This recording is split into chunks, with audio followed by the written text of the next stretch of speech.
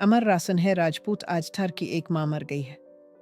हाय, वो प्यारी माँ जो मरते वक्त भी अपने बच्चे के लिए तड़पी होगी, सिसकी होगी। अगर रेल के इंजन में सांस होता तो वो इस माँ के लिए 2 मिनट रुक जाता। बड़े शहरों की सांप जैसी लंबी अस्पतालों की धक्के खाते खाते एक बेबस औरत रास्ता भटक गई। गाड़ियों के शोर में इसे कोई रास्ता ना सावजे और वो पागलों की तरह चलते चलते आखिर रेलवे की पटली पर पहुंच गई। पटली पार करते हुए रेल के नीचे आकर कुचली गई और मर गई। इस इतने बड़े शहर में कोई एक इंसान भी ऐसा ना था जो इस माँ को अस्पताल वापस पहुंचा देता। लोग मसरूफ हैं, लोग जो अब जानवरों से भी बदतर हो चुके हैं। लोग जिनके पास सब कुछ है मगर इंसानियत नहीं। करोड़ों की आबादी में एक बेसहारा औरत अपने बच्चे तक वापस पहुंचने के लिए मिन्नतें करती रही मगर किसी ने इसकी फरियाद ना सुनी। मसरूफ है ज़माना, भला कौन सुनता है दर्दों का अफसाना, भला कौन सुनता है। अपने बच्चे के इलाज के लिए अपना घर छोड़कर निकली इस माँ का बच्चा जब होश में आएगा और अपनी माँ को ना देखेगा तो इसकी दुनिया ही उजड़ जाएगी। क्या यह दर्द मामूली है कि किसी की माँ हमेशा के लिए बिछड़ जाए? लोग तो अपनी खोई हुई बिखरी भी नहीं भूलते। ये तो माँ थी, वो माँ जो अपने बच्चे के लिए मर गई।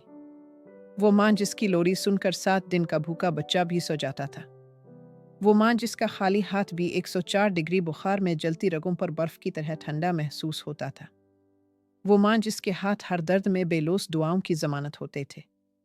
वो माँ जिसकी दुआओं भरी आंखें औलाद की दौलत में नहीं बल्कि इसकी सेहत में होती थी।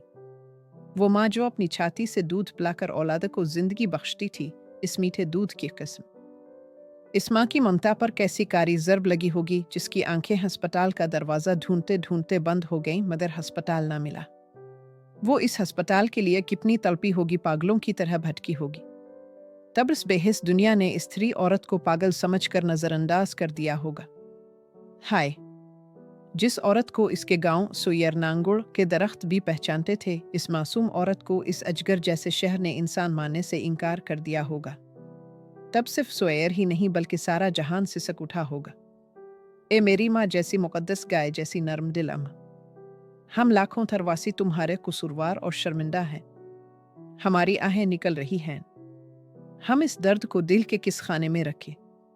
इस मासूम बच्चे की फरियाद हमें मार डालेगी। हम इस बच्चे को क्या दिलासा दें?